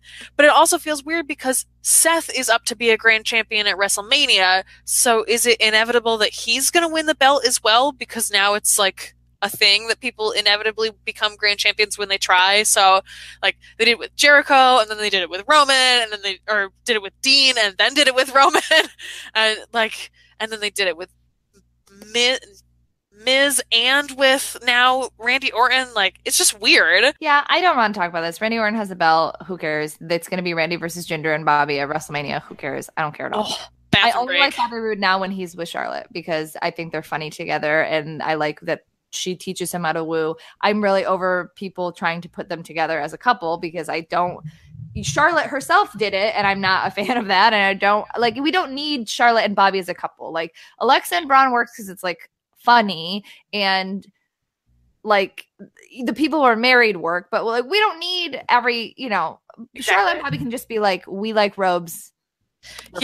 We're just friends. Yeah, and they have like really good playful chemistry, but unless they are literally a couple real life, I don't want to see it. Like, it's that you can just be friends. It's okay. But WWE does seem determined to like latch them together. I was really disappointed when Beth Phoenix said her man, and Corey called her out on it, and she was like, oh yeah, I guess it just slipped out. Like, oh. Well, it's weird because Beth was scolding Corey Graves for doing it earlier. Yeah. And then did it. And that's why because Corey Graves is a dick, so that's why he called her out on it. Right. Like, you were just saying it about me. Like, yeah, exactly. So it felt like almost like she condoned it in a way. It was just, I don't like it. It's so stupid. Like, they don't need to be romantically linked. It's unnecessary. Yeah, it's dumb. SmackDown ended with Sami and Kevin killing Shane McMahon, which he deserved. Shane was making the funniest sound. He sounded like he was really giving birth. Yeah, I'm sure it actually really hurt because he like actually got thrown on something. You can do things as safe as whatever, but like you can't fake gravity. But like it was like I hope that's the title of this episode, please. That's a Paloma quote. She says that all the time. But the thing that have you ever seen that video of the grape stomping lady where she's like stomping the wine and then falls out and makes a crazy noise? That's the noise. Yes. That news anchor. I just thought about that video in years. Oh, I watch it all the time still because it still makes me laugh. Oh my God. You have to post it. It's the funniest video. Me and Frankie used to watch in, like, I think we were in high school when it came out. Like, it's old. It like the video quality is bad. It is a terrible video, but it's so funny. It is so funny. So Shane steps down as commissioner, and Kevin and Sammy are kind of in a feud together, but they're in a feud with Shane, and like he steps down. Does that mean it's going to be Shane versus Kevin versus Sammy, or is it just going to be Kevin and Sammy? I'm interested to see what happens. I'm interested to see what happens as well. It's also strange that he says that he's taking an indefinite leave of absence. Like, what does that mean? Are you actually leaving? I've heard it's because he has some kind of injury, so I don't know if that's how much truth there is to that, but it seems probably likely because he is Shane McMahon and does a bunch of jumps off his shit. Yeah, exactly. He's treated his body like dirt for a long time, so it makes sense that it's not doing great. But I don't know. No basis to this whatsoever. I just feel like he announced this match between Cammy. I feel like he's gonna wind up as their ref, and he's gonna fuck both of them over. Like, they don't have anything else to do with Shane McMahon, and you know that he wants a match, so he's got to do something. And if he's injured in a way that means he can't jump off of shit, like, maybe he could take some kind of crazy bump as a ref that it wouldn't be a huge risk.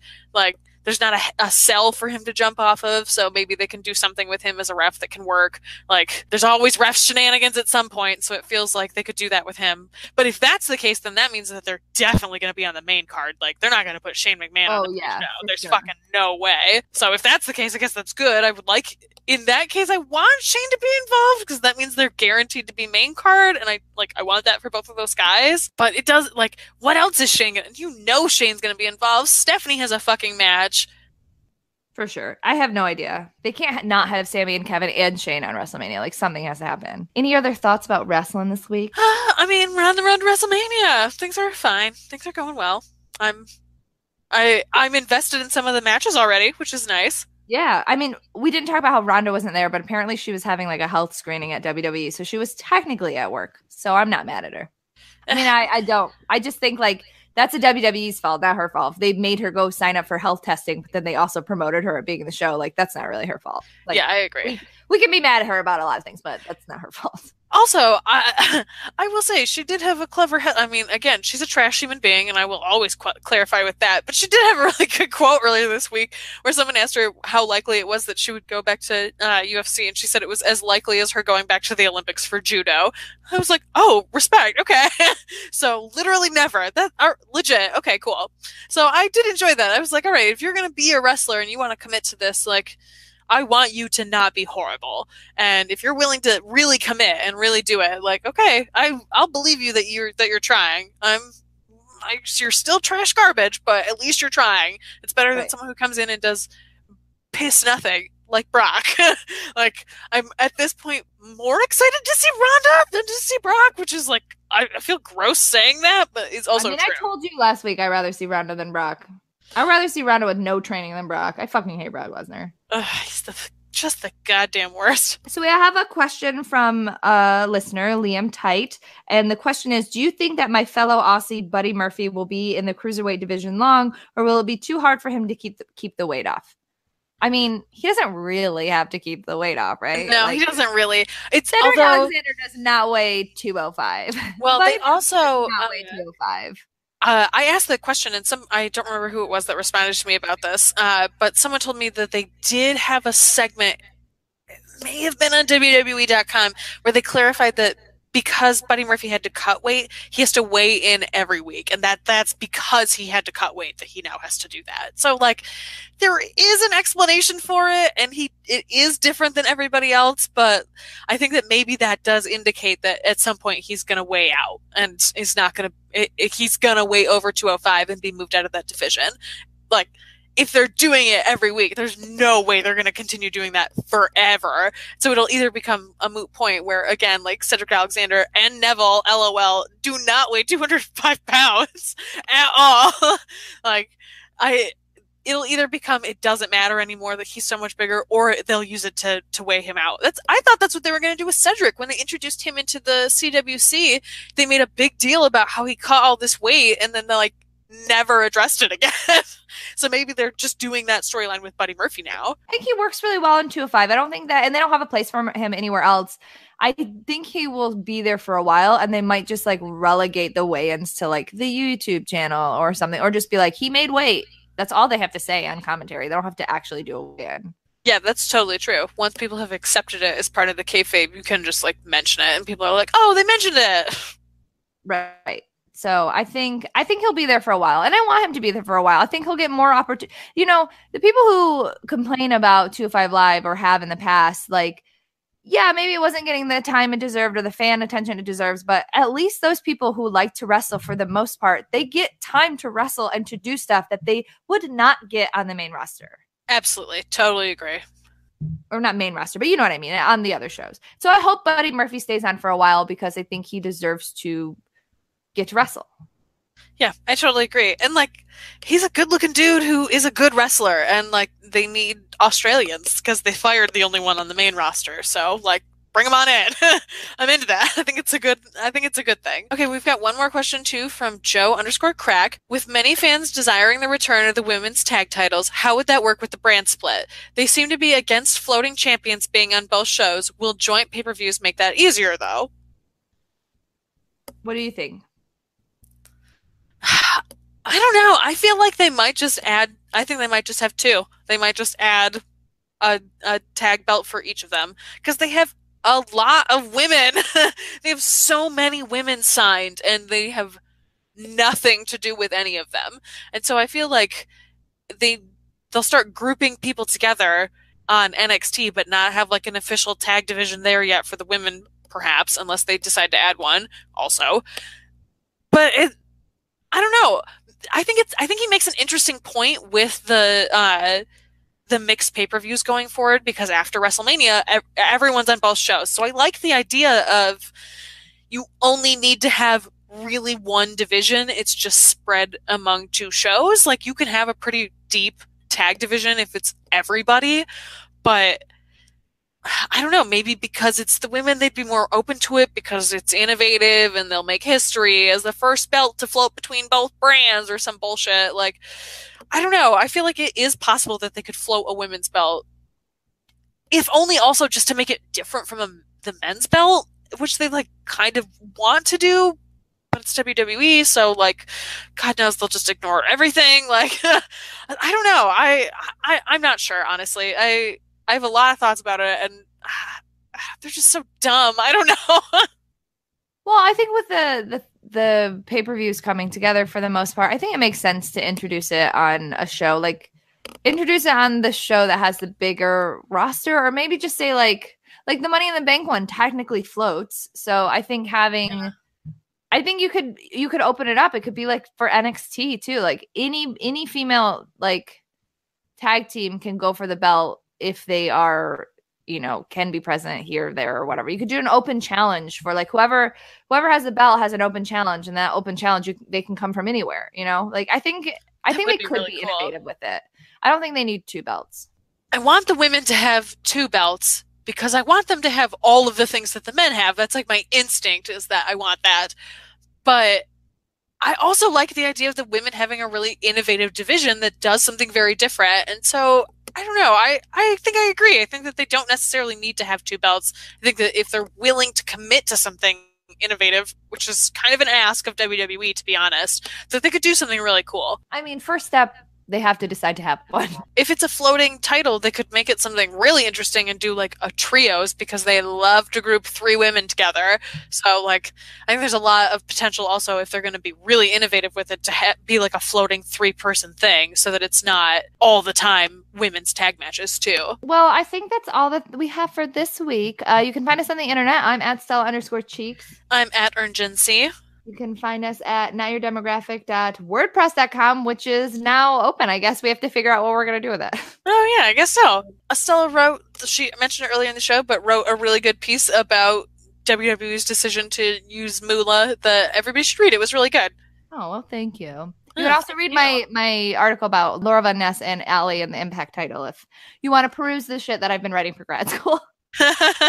You can find us at Not Your Demo Pod on Twitter. So I want everybody to do this. I know a lot of you follow me and a lot of you follow Erin, but if everybody could take some time this week and follow the official podcast Twitter, I would really appreciate it, because we've held off for it for a long time.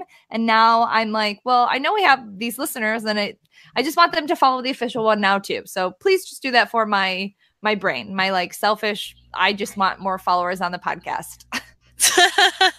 what is it? Follow Friday at help me, you guys. Help me not feel insecure about our Not Your Demographic Twitter.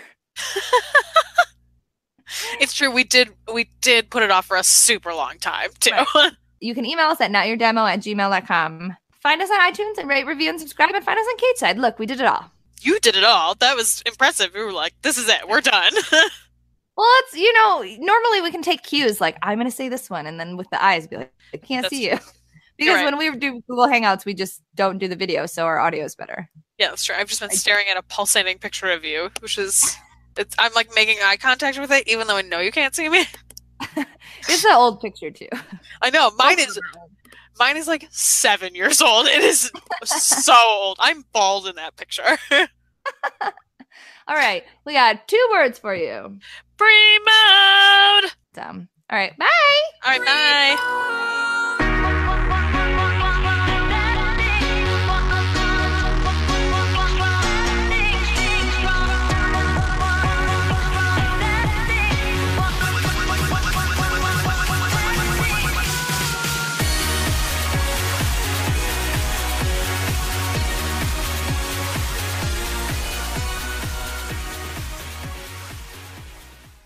Okay, kids. We got T-Mobile's unlimited family plan with Netflix included, so... Our New Year's resolution is to not spoil your shows since we can watch our own shows on our phones, tablets, or TV.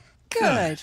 Get 4 lines for just $40 each per month with AutoPay, taxes and fees included, and a Netflix subscription on us, so you can watch your favorite movies and shows. Only with T-Mobile. Video streams at 480p. A small fraction of customers using over 50 gigs per month may notice reduced speeds. Netflix for 2 screens included. Terms apply. Price includes sales tax. For a limited time at Sprint, lease one Samsung Galaxy S9 or S9 Plus and get one S9 on us. With Galaxy Forever exclusively from Sprint, you can upgrade to the newest Galaxy every year. It's like pre-ordering for the future. Call 1-800-SPRINT1 or visit sprint.com/galaxy. S9 $33 a month, S9 Plus $38 a month, and get a second S9 $0 a month after $33 a month. Credit applied within 2 bills. Requires 18-month leases with 2 new lines or 1 new line and 1 upgrade after 12 lease payments. Early termination results in remaining balance due. Excludes tax, subject to credit and 3rd activation fee. Upgrade after 12 lease payments. Restrictions apply.